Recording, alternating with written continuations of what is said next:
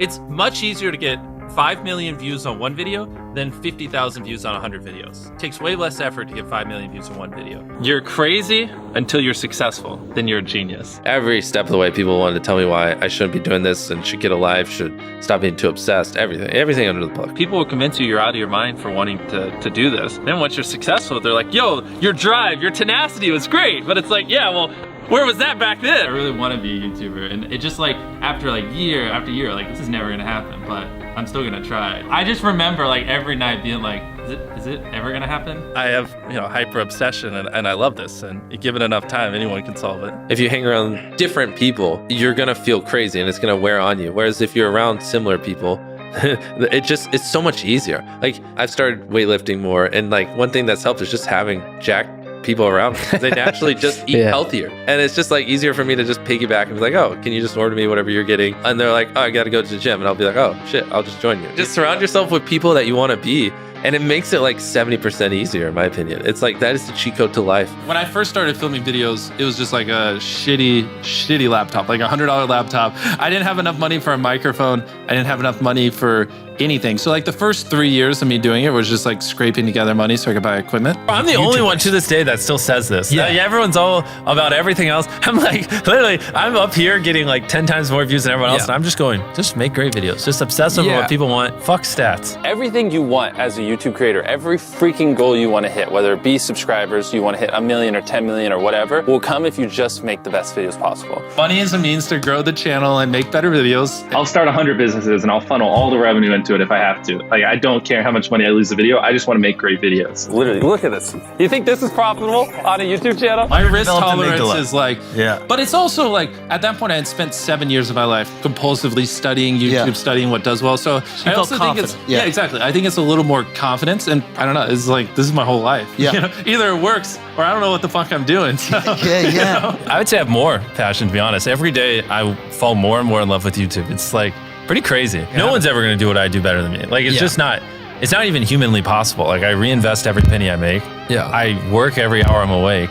I devote every atom in my brain to solving this. I hire the best people on the planet. I've been doing this for 14 years, and I think in decades, not years. So I'm gonna be doing this for another 20, 30 years, not 2 or 3. So no, the next me isn't gonna be me because no one's gonna do what I do better than me. It's not possible. If I thought someone was doing better than me, I'd just start sleeping less so I could work even more. Like I'd figure it out. I don't give a fuck. The barrier to entry to be you is extremely high. Yeah.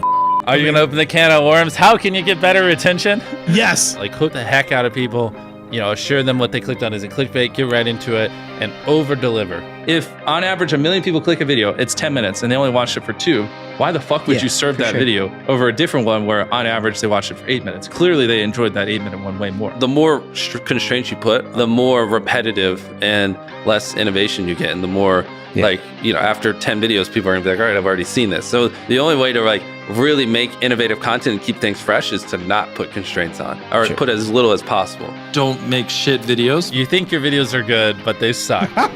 They just do. Like if we go watch my older videos, they're just garbage. The sooner you learn how to make good, great videos that people actually want to watch, the sooner you'll get views. When I was 14, I thought my videos were the best in the world. They weren't. They're terrible. Many people are making way better videos than me, but I didn't think that. And I think, to be successful, you kind of have to have a little bit of that ego where you're like, my content's great. You got to believe in it. But also, like, if you have sub 1,000 subscribers, like, there's a good probability your videos just suck. They just do. And you need to make hundreds of videos or 100 videos. I don't know. It depends on the difficulty of your videos. Improve something every time and just, like, get to the point where they don't. When you open up YouTube and look at the videos, they're just serving you whatever they think you'll like the best. And so if you just make a great video and it's constantly just above every other video, even 2 years down the road, then they'll just keep serving it and never stop, which is why it's much easier to make one great video than a bunch of mediocre ones. The future and the past is warped. Like, to me, like when I hit 100 million subscribers, like in my head, I had already had 100 million subscribers for like 5 years. Because I was just like, that makes sense. I had envisioned it so much that it was already reality. So I'm like the worst person to talk about the future or past with. You really just have to make sure when people fucking click your videos, they love it. That's why we're able to get so many views, because we've consistently put out, obviously I'm biased, but great videos over a long term where people are just conditioned to see a Mrbeast video, they click. Oh, Mrbeast, click, Mrbeast, click. And they'll just do it. And every time they're not let down, so they keep doing it. And where a lot of people fall off is like, they break that trust by having one bad video. And then like, oh, every other video is kind of And then you like when your video is recommended to them, it leaves it up in the air. They're like, well, is this one of those ones where it's kind of shit, or is it one of the ones where you put in effort? I don't know. But this guy always makes great videos. I'll just watch them instead. If you upload a video, let's say that gets 1 million views, and you don't say to subscribe, you might on average get a couple thousand. But if you go, hey, you should subscribe right now, that, you know, a lot of people who wouldn't have done it because they just didn't think of it are now thinking about it, and it will convert to like 10 or 20,000. So literally just say it and you're good. I don't know, like name one person who's doing original ideas, giving it his all, like they're very well edited, great story, great retention, great pacing, you know, boom, boom, boom, consistently week after week for 2 years that didn't blow up. Like, I don't know, in my opinion, it's pretty hard to find, you know? You gotta make a bunch of videos and improve over time to be great. Like, you don't just pick up a baseball and become an MLB level athlete within a year. You know, it takes many, many, many years, and YouTube's kind of the same way. To be a successful YouTuber, you have to sit in your room and just fucking have little social interaction for probably a solid 3 to 5 years minimum of just being a fucking loser and sitting in your room and just filming videos. Since I was 13, there probably hasn't been a single hour that's gone by that I've been awake where I haven't thought about YouTube. Like, that is pretty close to being accurate. And I mean, I just literally wake up, work, go to bed. By work, I mean like create videos or set up videos or think of videos or perfect or study the algorithm, whatever it is. That's basically just what I do. You've gone through a dictionary and will just like pick random words to see if you can find good video ideas in there. It works actually better than you would think. I'd be like, oh, what's that word? Flower? Can I give my girlfriend 100,000 flowers on Valentine's Day? Oh, that sounds kind of cool. Because like, I just take in random words, I see what pops in my head, and like, so I love taking inspiration. So say random words. Any word. Something you don't think I will think you're gonna say. Mannequins. Can 1 million mannequins stop a car?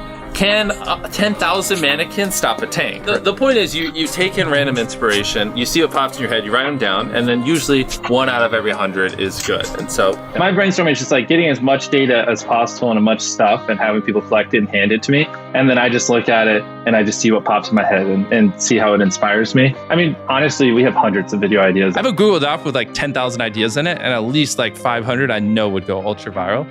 The problem is more like the time to film them. Ideas has always been easy for me. And I'm happy. I just want us to keep pushing the boundaries and innovating and improving. And like, if you're not improving, you're dying. I firmly believe that. And so every video on every channel, I just want us constantly getting better. And, you know, we have some really great people here that are making sure that happens. I don't have a fear of falling off. I don't have a fear of anything. I just wake up and I'm obsessed over this one thing with my entire soul. And it's great. And like, like I said, like right now I'm in a rut where I don't even watch YouTube. Like I have no idea what everyone else is doing. I don't care. I'm just doing my thing, and I'm trying to go as hard as I can and make it as good as possible. We probably spend around $5,000 to $10,000 a thumbnail, just making sure we get the right image and it's good. Because like the thumbnail makes the difference between 50 million views or 200 million. So if you get 10 million views on a video, it means 100 million people saw the thumbnail and 90 were like, I don't want to fucking watch it. So like, yeah, if you just optimize it a little more, it could have been 20 of them click instead of... Usually it's easier to teach people how to make better clickbait than better videos. Like, if you're not an entertaining person, it's like, that's too much work. Yeah. But if you're making great videos and it's just poor packaging, I can fix that in a heartbeat. The click-through rate, whether or not they clicked it,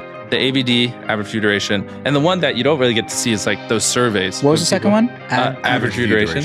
So like, this, I did a podcast one time with Colin and Samir, which like they averaged like a couple 100,000 views a video, but that podcast got 12 million views because on average, people listen to that podcast for 45 minutes. It was only like an hour and 20 podcast. So because YouTube could see people were watching it for so long, that's a great indicator that they loved it. Get people to click, get them to watch, and just make sure they're happy. That's it. Even if it's like halfway in a video, if there's just a 10-second clip that took you like 20 hours to film, like people recognize that. And then like, that is one thing that a lot of people undervalue is like, viewers aren't stupid. They can tell when you half ASS, I don't know if I'm allowed to curse, a video, or if you like really put in effort. And like, if they can tell you're putting in a lot of effort, they're gonna be more likely to click on future videos. And that snowballs. And because once you build that trust, they get to a point where it doesn't matter what you upload. They just know it's high effort and they just know it's great. We do our videos in other languages as well. If you Google it, it's like only less than 10% of the world speaks English. So 90% of the world can't even enjoy your content.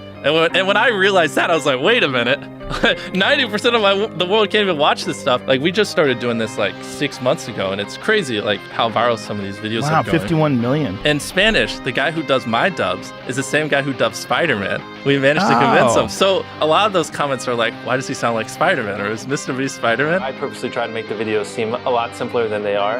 I think that's part of the the coolness of the videos, the mystery. Like, how can I give someone 100 grand and then just like, here's 100 grand. Like, thanks for watching, bye. I would not be on 120 million subscribers if I didn't find a couple friends that were just also psychopaths. You know, I outgrew them, but at the time it was great. And I wouldn't be where I am today if it wasn't for them.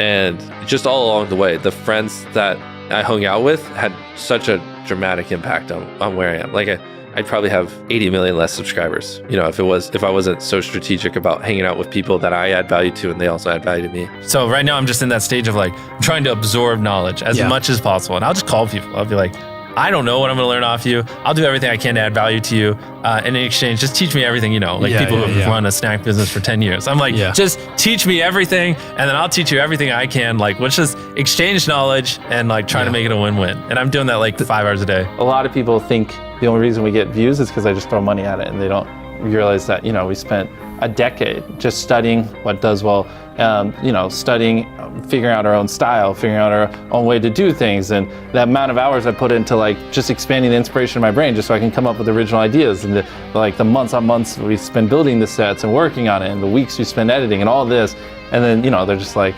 oh, he just spent money. That's it. There's nothing special. You know what I mean? Yeah, no, I like helping people. I've always like, even when I, you know, didn't have much money, if I had money in my wallet, I'd just give it away to like homeless people and stuff, which sounds fake. I don't know how to prove it to people, but I will say my overarching goal in life is to make a lot of money, and then before I die, give it away. It's what I want to do. I'm 14 years in this. You know, I've been going since I was 11, so it's like pretty hard to tell when it's like one of those moments where you just push and it's like, stop being a pussy, just keep going. Or it's like, oh, I'm actually burnt out. Like, I'm losing my mind. What's best for me is just to work when I feel like working, and then just not work when I don't. Like, and just have no constraints. Because there are just some nights where I don't want to sleep, and for whatever reason, I feel compelled to go all night. Whatever. Like, just do it. You know, do whatever you want. Is what I tell my like working brain. That's where I feel the happiest. And when I'm really in the grind mode, it'll be like 7 or 8 days, just nonstop going. And then it's like, I'll realize like, oh, I need some recharge time, and then go fucking binge a season of anime.